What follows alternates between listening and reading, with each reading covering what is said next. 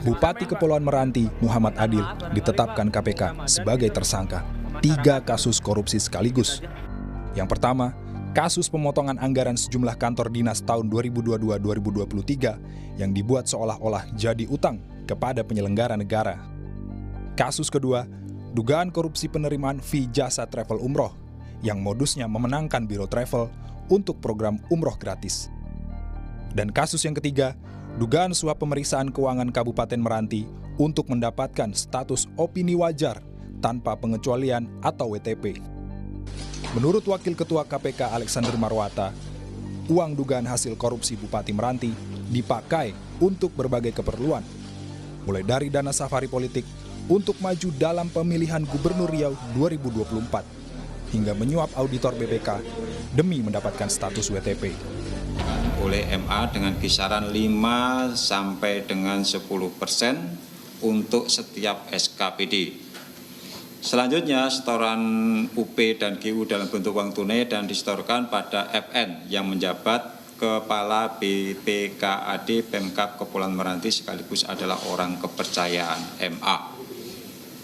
Setelah terkumpul, uang-uang setoran tersebut kemudian digunakan untuk kepentingan MA, diantaranya sebagai dana operasional kegiatan safari politik, rencana pencalonan MA untuk maju dalam pemilihan Gubernur Riau tahun 2000.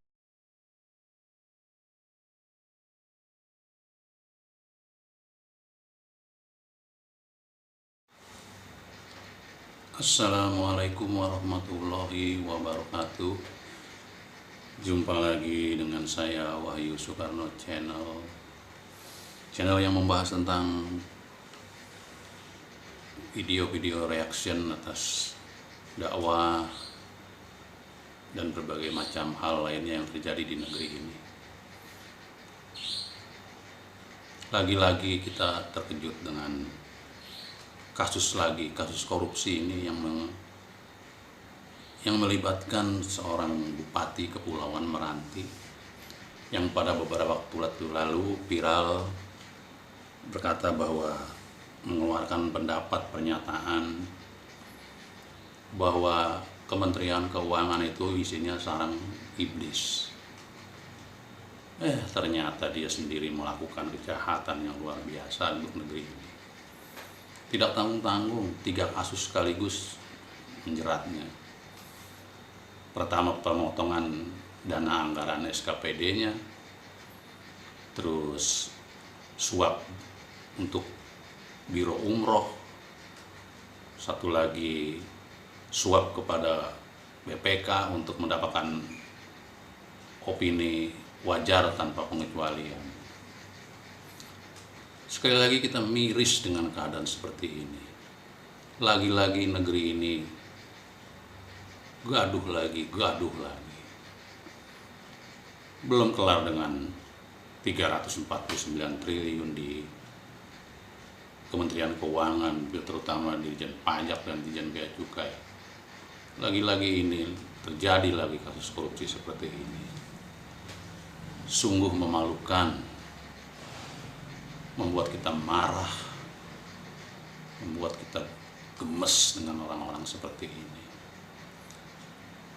Bagaimana ini para penegak hukum, para pemimpin negeri ini, bertahun-tahun kasus korupsi selalu ada. Setiap bulan hampir kita mendengar ada kasus korupsi. Jumlahnya tidak tanggung-tanggung, miliaran rupiah, sampai ratusan triliun. Mungkin mereka-mereka yang melakukan korupsi ini tidak takut kali ya. Tidak takut dengan ajab Allah. Tidak takut, tidak merasa kasihan dengan rakyat. Korupsi itu kejahatan luar biasa.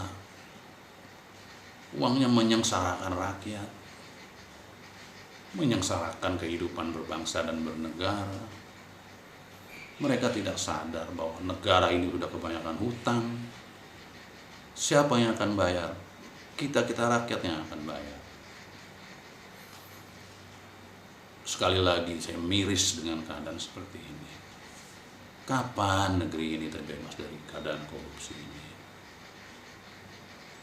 Ditambah lagi, belum lagi kasus-kasus politik, kasus-kasus penistaan agama, kasus lagi pelecehan. Kayaknya negeri ini kok gonjang ganjing terus.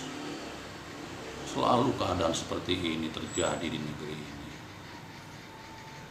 Pemimpinnya juga tidak, gimana ya, terapkanlah hukum yang seberat-beratnya. Beberapa waktu lalu kita mendengar putusan hakim mengenai korupsi. Mereka dihukum ringan. Setelah lolos menjalani hukuman, bebas, mereka masih bisa menikmati hasil korupsinya. Maka sebagai rakyat, kami mengharapkan kepada pemimpin-pemimpin negeri ini, terutama para penegak hukum,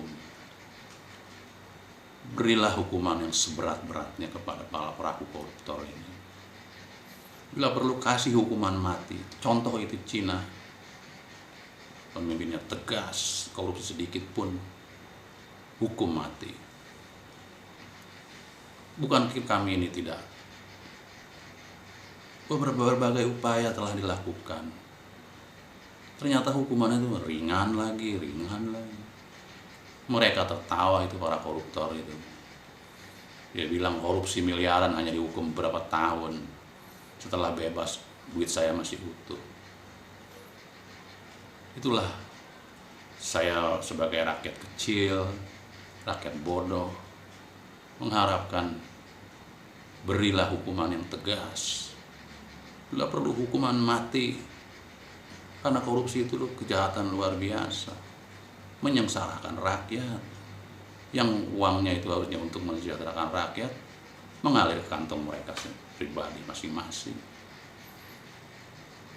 Jadi sekali lagi saya mohon, jangan sampai kejadian ini terulang kembali. Kami mohon kepada pemimpin negeri ini, para aparat penegak hukum, berilah tindakan yang tegas kepada para koruptor ini. Saya mengharapkan hukuman mati buat mereka. Sekian. Assalamualaikum warahmatullahi wabarakatuh.